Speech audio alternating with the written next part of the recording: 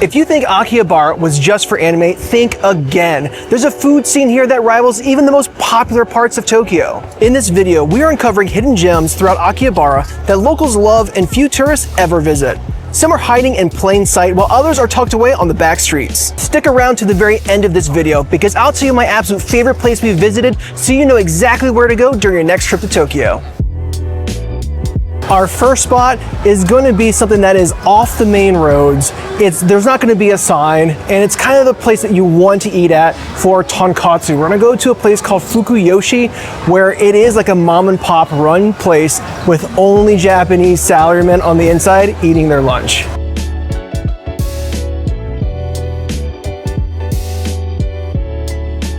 This is like a local only type of spot. They have 4 things on the menu: normal tonkatsu, they have a curry tonkatsu, katsudon, and like a ginger pork.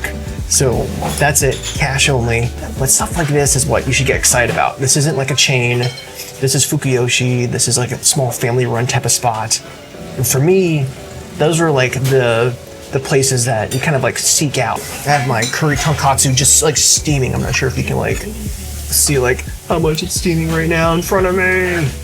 And the curry tonkatsu, just like the smell, it's strong, it's dark, it's deep. Let's just have ourselves a little bite here. First with tonkatsu, with the curry.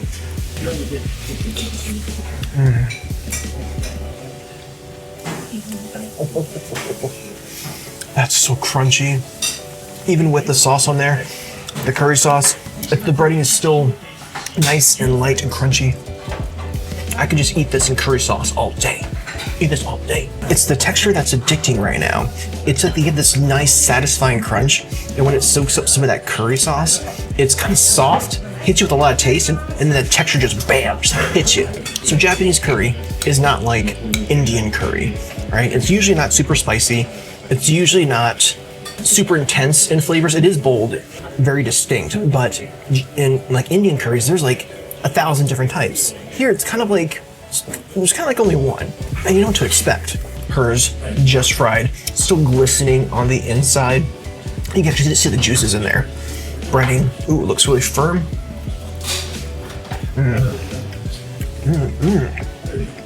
Good, strong pork flavor, crunchy, 800 yen. It's like you can't beat that. Goodness, freshly fried. If this meal looks great to you, hit that like and subscribe button, would you? Happy camper, right here. Right there, happy camper. Now that we got lunch out of the way, we're going to get some dessert. I kind of need like a pick-me-up to kind of push us through the rest of the day here. That's what we're going to find next. This next spot is hidden in plain sight right next to a shrine, and you wouldn't know to go there unless you knew exactly what they were serving. Really good, specially selected pour-over coffees, and I think this is the perfect spot for a little midday pick-me-up.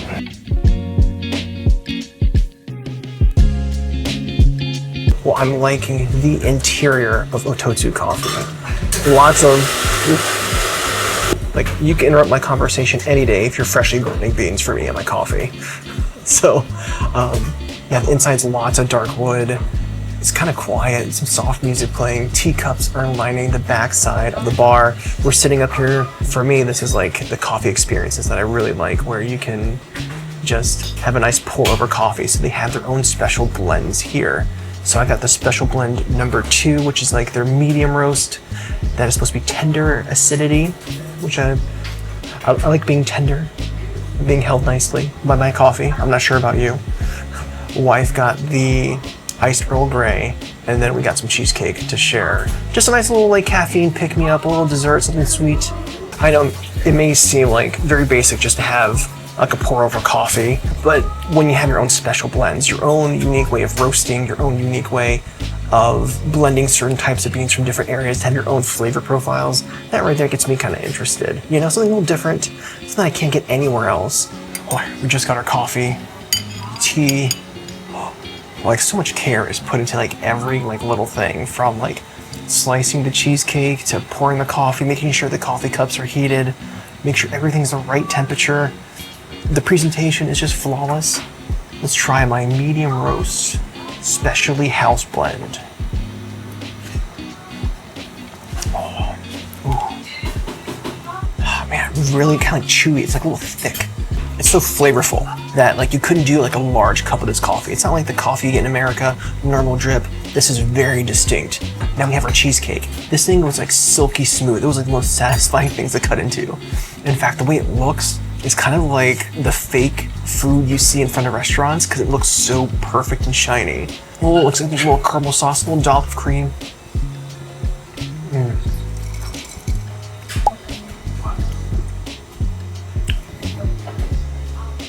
It's like the creamiest, smoothest cheesecake I think I've ever eaten.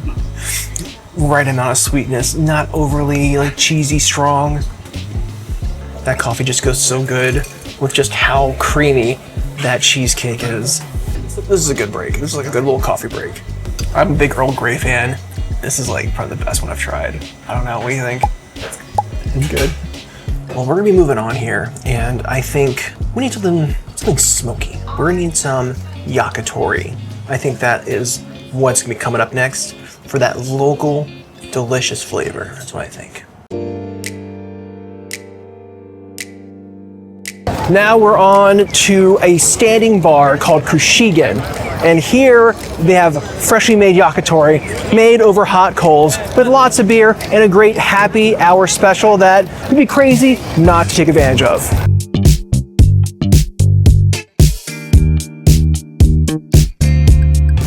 We made our orders at the standing bar Kushigin, and it is already lively. It's right around like 4 o'clock in the afternoon. And this is definitely a place that you can tell will get kind of rowdy as the day goes on. So my wife's shirt is reflecting on the glass. So if you see SpongeBob's face, you know that's my wife doing the B-roll right now. She can't help it. Right now, they just started up the charcoal, got the skewers on there, and they're starting to smoke away. I just love that smell. Like when you walk into a yakitori place, it just smells like smoked charred meats. One of the most beautiful odors in the world. You know, I wish I could make that into like a cologne. Ah, yakitori. By Nomadic Foodist. We just got our first plate. It's some sort of pork liver with it, which is their specialty, with some leek and some salt, some sort of sauce on there too. It just looks so good. First bite, pork liver.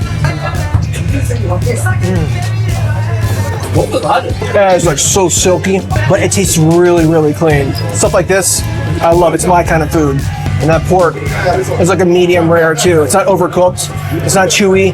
It's not spongy, it's super fresh. So I always say that yakitori is one of the best ways to try offal meats. So the different organs that you may not be inclined to try on a different setting or type of dish. So when it's yakitori, it has to be cleaned properly, it has to be super fresh, or it's not gonna be good and no one's gonna like it. So now's your chance.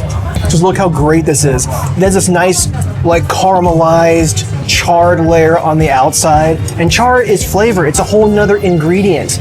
It's a little bit of bitterness that kind of counteracts all the fat. So we got the chicken wing, I got the chicken breast with leek, and this other chicken one here. It's all chicken. Look at this.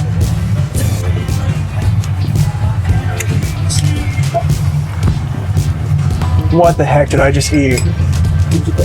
That's like the juiciest chicken I've ever eaten in my life. It's so fatty, just biting into it, all the juices just kind of like gushed out into my mouth. Chicken gusher on a stick is what this is. This is chicken tail, like chicken butt. We like to eat that booty right here. Chicken tail, I got it wrong. Forgot that's what I ordered. That's a prize cut right there. Because it's fatty, it's got a little bit of meat on there, has all that skin. I need like 10 more. We got some like chicken breast with some leek in here. Oh, that is so good. That charred scallion, perfection. Now I got this chicken wing. Look at this thing. It's like filleted. So the skin is flat, so it gets nice and crispy evenly on the outside. Oh. Oh, crunchy skin.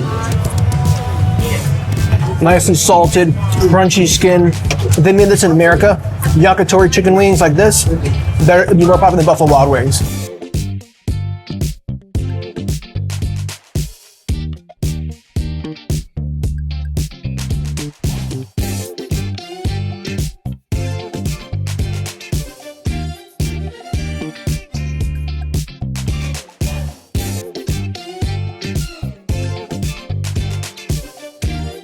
So if you want something local, this is like as local as it gets. Like yakitori, made over hot coals, cold beer, standing room only. Everyone's just having a good time. Now we're gonna be moving on, and I think soba is what we're gonna get next. And soba here, it looks like these brown noodles, but trust me, noodles, soba are here on a different level than you could ever expect. You're not gonna wanna miss it. We just finished up at Kushigin, one of our favorite food experiences so far, and they treated us so well. Even though, of course, we're foreigners, of course we have cameras, and they still treated us like everybody else. They were laughing, they were trying to make jokes, and they just made us feel really welcome. I think that's a really, really big part about being a tourist in Tokyo and finding places like that. It's like, it makes me want to go there again. Like, we're on like the back streets, okay? We're not far from the center of all of Akihabara, but we're definitely more on the back streets. We're definitely in a neighborhood, and it seems like this is like the neighborhood spot to go for some good, delicious soba. With cold soba, it's gonna come on like a little tray on a plate, and you take that soba and you dip it into the sauce, and you add some wasabi, you add some other like little things for flavor, and soba is one of the best underrated like noodles you can ever have in Japan. It's something that I don't think we get enough of or would try as a Westerner, because we think of like, oh, buckwheat noodles, it's gonna taste like, you don't want that flavor, you know? We wouldn't want that disgusting wheat flavor in our mouths. So totally get it, I totally understand. But this is a different experience entirely. Our soba has come, and it is very picturesque. This is beautiful plating. The soba looks sliced thinner than what I'm used to, and my noodles right now are going for a swim, and now we're gonna take our first little slurp. It's really important, get your slurp right. It's okay to hold your cup.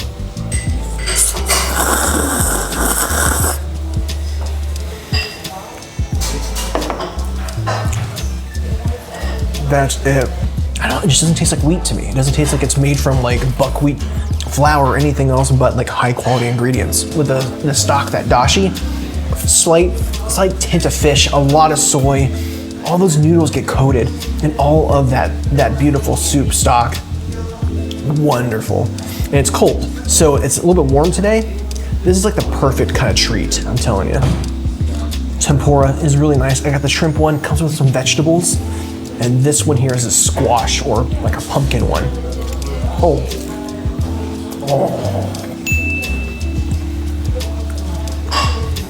Sweet lordy. I'm gonna put this a little dip in the sauce too here. Crunchy and soft, all at the same time. What do you think so far, babe? Wife's loving it too. One of the things that interests me about this place is that everything is, you know, kind of done in-house. They stone ground their own buckwheat for their noodles. They make their own noodles. You want that craftsmanship, and that's what makes great soba places, when they do everything themselves the hard way. You can taste it. You can taste it. Well, keep watching, because coming up next, I'll be going over my favorite dish of the day, my favorite place that we went to. So all the hidden gems, what's the one place you absolutely need to try when you're in Akihabara? So many great places to eat, so little time, but you're still watching because there's only one place that I think you should absolutely go to when you're in Akihabara for yourself. And for me, that's Kushigin. That's the yakitori spot. It was the chicken tail skewer. That was the best. Charred to perfection, juicy and crispy, everything I love in a few single bites. So thank you so much for watching. I hope this helps you during your next trip to Tokyo.